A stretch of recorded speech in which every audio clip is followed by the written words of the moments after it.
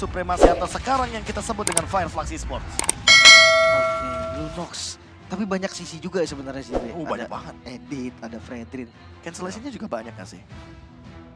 Kayak ada Lunox dengan Terrify, terus juga ada gangguan dari knock up airborne-nya Matilda. Jadi kayaknya Lunox-nya cuma jadi Lunox eksekutor, bukan Lunox yang benar-benar bisa buka teamfight, kecuali kalau Rosa memang seberani itu untuk memfollow up Baxia yang berada di depan. Oke, dan langsung saja kita menuju ke Land of Dawn di match kita yang pertama, game yang pertama lower bracket. Best of 5 pastinya, dan di match kali ini akan ada yang pulang. Oh, jadi kita langsung aja masuk ke arah Land of Dawn Lane. Oke, dan ngomongin soal Lunox lagi nih balik ya. Lunox jadi eksekutor berarti memang Lunoxnya ini hanya sebagai follow up aja. Tunggu bener-bener dibuka dan nyaman baru dieksekusi. Setuju sih, dan bahkan kalau kita ngeliat tadi spell checknya itu kebanyakan flicker. Tentunya kedua jungler akan mengamankan Retribution, tapi satu Bruno dari sisi Fireflux ini lebih main secure aja. Karena yang kita tahu crowd control tadi sempat di-mention juga dari draft udah terlalu banyak. Oh, ada sedikit fight. Oke, ini punishment flicker digunakan juga. Satu source lagi yang terbuang dan hampir saja bisa digocek, namun first blood tetap bisa diamankan oleh Fireflux. Terlalu dalam tampaknya ya, membuang flicker juga sebuah, aku nggak mau bilang miskalkulasi, cuman sebuah pergerakan yang sangat agresif tapi sangat-sangat merugikan. Ya, resikonya lumayan tinggi karena nanti di setup Turtle tentu tidak ada flicker bagi masing-masing roamer. Hal tersebut tentunya akan membuat nantinya team fight agak sedikit 50-50. Namun perlu diperhatikan juga bahwa TNZ sepertinya masih cukup ditemani nih oleh Rene J dengan Matildanya. Dan ini akan tentunya melakukan screening. Gak pernah akan map dari atau TNZ ini jalan, selalu pasti akan muncul. Tentunya memberikan informasi, mengganggu rotasi saja.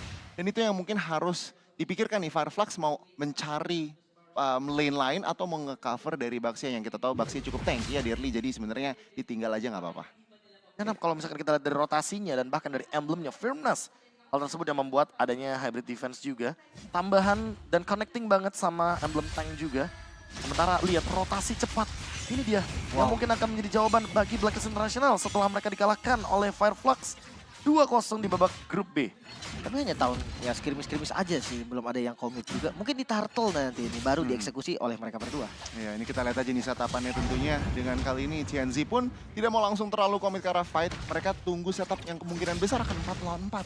Makanya nih, dan udah mulai ditarik nih, saling tarik-menarik dari kedua jungle-nya TNZ. Mulai dapetin pokingan damage juga, bahkan Edward dengan onward-nya maju ke arah depan. Belum ada target yang maksimal dan sudah mulai berkumpul dengan penalty zone. Dibuka langsung Darkening, namun Sensui yang bisa mendapatkan turtle-nya masih bisa mundur lagi kali ini. Guiding Wind bersama dengan Circling Eagle masih belum bisa mendapatkan kill-nya dan tidak ada korban sama sekali. Oh, sebuah pencurian yang luar biasa untuk menetralisir keadaan yang tadinya Fireflux sedikit unggul dalam ekonomi dan bahkan total kill. Dengan ada pengambilan turtle ini, situasi benar-benar seimbang. Dimana Blacklist tentunya bahkan gak terlalu memaksa fight, objektif dapat, kita cabut. Ya, mereka bener-bener safe banget positioningnya. Sensui dibiarin untuk dibukain mapnya walaupun ada penalty zone yang ternyata dibuka oleh Alien. Tapi ternyata kalau kita lihat barusan lagi dan lagi, ini dia Rene J yang selalu mengganggu lini depan dari Fireflux Esports. Sehingga mereka kayak mikir dua kali, ini mereka mau all in atau mau kiting aja. Dan alhasil semenjak Sensui reset dengan menggunakan Retribution Battle-nya, ini kayaknya nggak bakal ada overextend teamfight yang cukup berisiko dari Fireflux karena mereka nggak punya shield dari Turtle. Kalau misalkan kita melihat dari item juga, masih cukup jauh. Husklow memang sudah diamankan oleh Sunshine, tapi Corrosion Sight juga sudah berada di tangan dari Oheb. So, untuk para gold laner masih 50-50, masih sama-sama dengan first itemnya, cukup aman dan tidak ada pertukaran kill yang cukup berisiko kecuali tadi first blood yang secara tidak sengaja dilakukan oleh Rene J. Iya, ini kontrol tempo yang bagus sih dari kedua tim, gak cuma dari salah satu tim. Dan tapi mereka sudah mulai fokus agendanya ke arah gold lane tentunya. Yang dimana lagi dan lagi mereka cuma mencari informasi, poke-poke sedikit. Kalau emang openingnya nggak memastikan, ya mereka mending mundur. Karena ini akan permain, ngeliat Bruno dan juga Lunox ini hero yang mid aktifnya tentunya. Terutama dari Fireflux nggak masalah, nggak terlalu agresif di early game. Ada tadi satu hal yang dari item nih, sempat menarik karena Lunox-nya masih pakai Call of Destiny. Mungkin karena memang dia bisa baca kali ya, karena game ini bakal jadi late game, Clock of Destiny worth it gak sih untuk Worth Lunox? it banget sih, apalagi mungkin melihat referensi dari pertemuan terakhir mereka ya. Game keduanya itu 22 menit loh, dan bahkan lihat sebuah refleks yang sebegitu cepatnya dari Rosa Karena dia tahu nih Clock of Destiny-nya masih pelan-pelan scaling nih, belum bener-bener 15 stack. Jadi HP yang dia miliki belum begitu maksimal dan team fight akan dibuka kembali. Circling Eagle, Rini J ngebuka vision juga di bagian depan. Namun belum mau dikomit karena turtle-nya masih sedikit ditahan. Belum ada inisiasi lebih lanjut.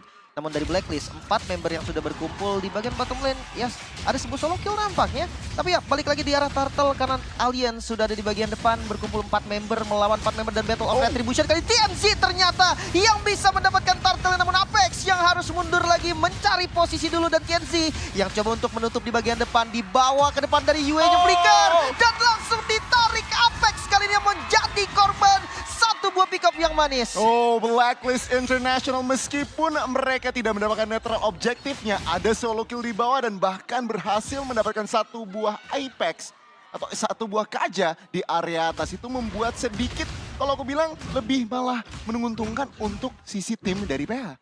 Iya, apalagi ketika melihat Blacklist International OHAB mendapatkan solo kill di area bottom lane dan on the way menuju ke arah Golden Staff. Kalau kita lihat dari pemilihan itemnya, TNZ di sini akan menuju ke arah Radiant Armor untuk mengurangi damage dari Yue.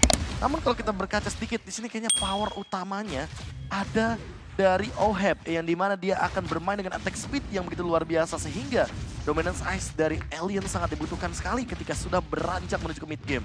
Ingat lagi dan lagi, power dari Fireflux Esports akan terlihat di mid game. Namun kalau Rosa tertekan seperti ini terus, kayaknya kita tidak akan melihat mid game yang cukup efisien untuk Fireflux. Ditambah juga tadi kalau ngeliat perbedaan gold lanernya ya, beda 1000 loh. Dan untuk menit 6, tadi menit 5 mungkin, itu cukup signifikan perbeda 1000 antar head to head lane. Dimana Bruno-nya agak sedikit tertinggal dalam farming tentunya tadi emang sempat nge-hit Karabaser dan itu bisa menjadi snowball untuk karinya sendiri. Solo kill emang benar-benar berpengaruh banget. Dan kalau kita lihat dari sekarang nih, di area bottom lane Apex juga cukup terancam karena bisa di-pick off lagi. Tahun dibuka lagi oleh teman-teman dari Blacklist, namun belum ada inisiasi lebih lanjut di belakangnya. Mulai ditutup namun TNC sadar dan langsung melakukan backup juga dengan Circling Eagle. Memukul mundur teman-teman dari Fireflux, belum ada inisiasi lebih lanjut karena turret lah yang mereka tuju. Yang tadinya perbedaan gold hanya di bener-bener ratus, lihat udah mulai angka 1000 dan ini yang mengerikan mengenai Blacklist International ketika ada fight. Konek karena 3 target masih bisa kabur juga namun Darkening bersama dengan Order Brilliant Rosa mengeluarkan semua source-nya hanya untuk memukul mundur.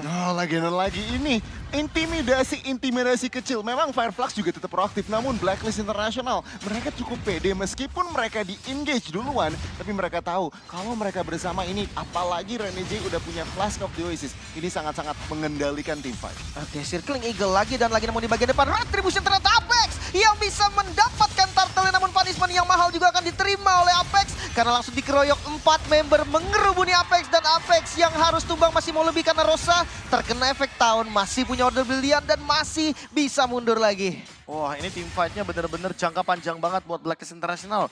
Pasca Renegade mendapatkan Flask of the Oasis dan menimbulkan sebuah space yang luar biasa untuk top lane karena OHAB dia farming sendirian, dia tahu kapasitas bagaimana Kari akan bermain dan bersinar di late game setelah itemnya akan dia jadikan sedini mungkin. Dan sekarang OHAB sudah memiliki 2 item di menit yang ke-8. Ini akan menimbulkan efek yang positif untuk teman-teman dari Blacklist International. Apalagi Apex 47 walaupun mendapatkan turtle tanpa adanya pertukaran point kill yang sepadan, lagi dan lagi Blacklist selalu diuntungkan walaupun mereka tidak mendapatkan pundi-pundi objektif utama yang mereka cari. Dan ini yang mengerikan karena ini udah masuk mid game yang mungkin sebentar lagi mestinya dari Lunox dan juga Bruno aktif. Namun dengan keadaan yang cukup behind, ini aku melihat Fireflux akan lebih pasif lagi dalam mencari fight dan nunggu lagi late game. Karena sekarang ekonomi mereka tertinggal. Blacklist kiri kanannya udah berhasil jebolin dari pertahanan Fireflux. Dan tentunya ruang gerak jadi semakin sempit.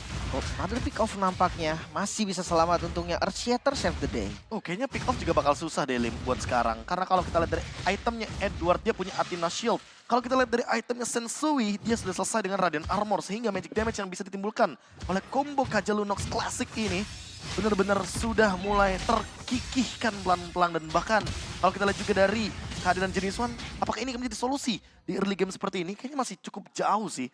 Sebelum Lightning Truncheon, kemungkinan besar Rosa masih belum memiliki damage yang signifikan. Dan ini menjadi sebuah pertukaran juga sebenarnya. Alter atas milik Blacklist International untuk inner turret mirip Fireflux. Dan lagi ini Blacklist yang namanya nggak pernah takut dalam pertukaran, jual beli serangan juga. Dan kita lihat First Lord atau Lord yang pertama sudah hari di Land of Dawn, tentunya setup akan lebih sedikit diunggulkan karena Blacklist. Gimana cara respon dari Fireflux? Dan Circling Eagle barusan hanya balik lagi memukul mundur. Lord sudah mulai di setup Alien, kebuka di bagian depan namun onwardnya cukup sakit dan penalty zone kali ini kagetan maju ke depan dan Konik ada 4 target. Masih menunggu follow up damage dan di bagian belakang Rosanya melakukan darkening bukan ke arah target yang tepat. Alien bisa ditumbangkan bersama dengan TNZ, 2 member dari Fireflux hilang. Oh, the Hitman dapat double kill dan Blacklist International yang tadi hanya leadnya cukup meraba-raba saja. Kali ini lumayan fondasi yang mereka bangun di mid game cukup menakutkan. Wow, dan bahkan miss di mana ketika adanya penalty zone yang terlalu banyak targeting. Tapi follow up-nya nol dari Fireflux Esports. Menimbulkan efek yang sangat-sangat negatif bagi mereka karena Lord pun diamankan oleh Blacklist International dengan double kill sebagai ganjarannya. Dan untuk sekarang Oheb makin lebih sulit lagi di take down. Karena di lini belakang dia makin bebas tentunya dengan adanya Rene J sebagai cover keduanya. Setelah nantinya kita tahu sendiri juga bahwa Lord kali ini akan sedikit ofensif dan akan mengancam Fireflux itu sendiri dengan item. Yang kalau kita bisa lihat sepertinya si Halberd akan diamankan secepat mungkin oleh Oheb. Atau kalau misalkan kita juga sudah saksikan dengan adanya di mana Sword dan Golden Staff. Alien bahkan TNZ hanya akan menjadi bulan-bulanan dari carry yang akan dimainkan oleh Oheb. There you go, si Halberd. Oh my god, semakin ngeri lagi dan bahkan ini resiko yang ambil cukup besar sih. Apex mengamankan filleting time di posisi under. Yang kita tahu ini Kaja memang oke, memang main bush, memang main setup. Tapi kalau misalkan Kajanya mungkin tadi ngambil arah item defense dulu, ini bisa lebih menahan damage dari teman-teman Blacklist. Namun dengan filleting time memang kalau misalkan mendapatkan assist, ini akan spam. Hey there. Nggak bisa dibilang spam. Subscribe to my channel. Dari Divine Judge. And Namun, also press this bell icon. Oke, dan Lord yang sudah mengarah ke arah bottom lane, best turretnya tercicil sedikit aja karena lagi-lagi darkening dari Rosa ini bisa nge-meltdown Lordnya secara cepat banget. Ya, ini permainan front to back lagi-lagi ya. Semakin banyak full HP yang dimiliki oleh target dari Lunox. Damage yang akan dihasilkan akan lebih tinggi juga karena 5%. Namun perlu dicatat juga bahwa carry yang dijalankan sama Oheb kali ini adalah hero late game yang sudah benar-benar mencapai power spike-nya sedini mungkin. Sehingga ini adalah ancaman untuk Fireflux Esports. Mau tiba-tiba dapetin momen dari Alien dengan 4 pemain terkena penalty zone sekalipun.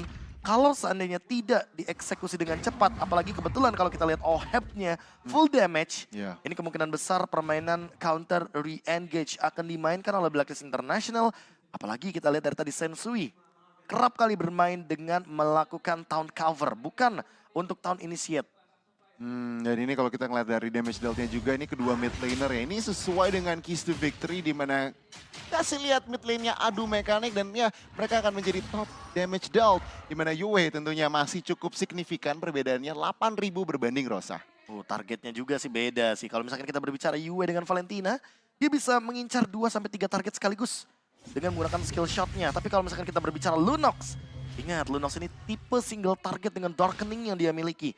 Sehingga dia nggak bisa untuk men-take down 2-3 target sekaligus. Kecuali kalau misalkan dia memainkan combo Rosa Didi. Wah, itu combo yang cukup klasik. Tapi Damage-nya sangat udah disayangkan turun, kan? damage-nya nggak bakal maksimal Belum, untuk permainan front to back. Tapi untuk mengincar lini belakang itu sangat-sangat menakutkan. Oke, dan Lord kali ini yang lagi dan lagi di setup oleh teman-teman dari Blacklist. Iya, ke reset nggak apa-apa kok, nggak kelihatan juga. Vision di depannya agak susah nih, karena kalau ngomongin Apex yang ngebuka bisa langsung di-commit kan. Ini mau langsung keluarin Lordnya atau enggak ya? Mereka soalnya bisa munculin Lordnya nanti di detik 11. Jadi tahan ya. Masih Tapi- tahan. Oh, langsung sih kayaknya.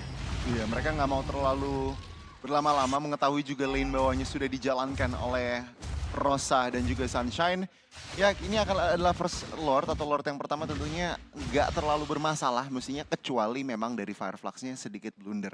Jadi ini aku expect Fireflux udah menstabilkan situasi aja, main cukup safe. Jangan mau terlalu cari opening, kecuali Blacklist International yang terlalu overextend. Ini masalahnya adalah Lord Enhance juga.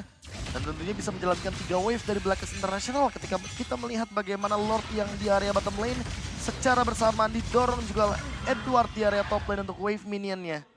Ini akan menjadi 3 lane push pertama bagi Blacklist International semenjak tadi Lord yang dihancurkan dengan cepat di menit yang ke-10. Makanya nih, wah Oheb-nya juga udah pegang 2 buff ya. Ini udah ready banget untuk fight dan lagi-lagi best turret di bagian bottom lane sebagai incaran pertama. Karena Lordnya langsung charging juga. Berhasil dapetin 2 best turret. Oh, oke, onward ke bagian depan dan langsung dieksekusi dengan cukup manis. Apex hilang, masih mau lebih nampaknya karena sudah ada best turret di bagian top lane juga yang bisa langsung dihancurkan. Bahkan best terakhir langsung terekspos dengan tahunnya Connect kali Karalian. Belum sempat penalti zone bahkan Rosa di bagian depan juga Darkeningnya masih bisa di cancel untungnya. Masih punya Starlight Push dan Order Brilliant namun Sunshine hilang. Dan satu member tersisa kali ini Blacklist International takes the game 1.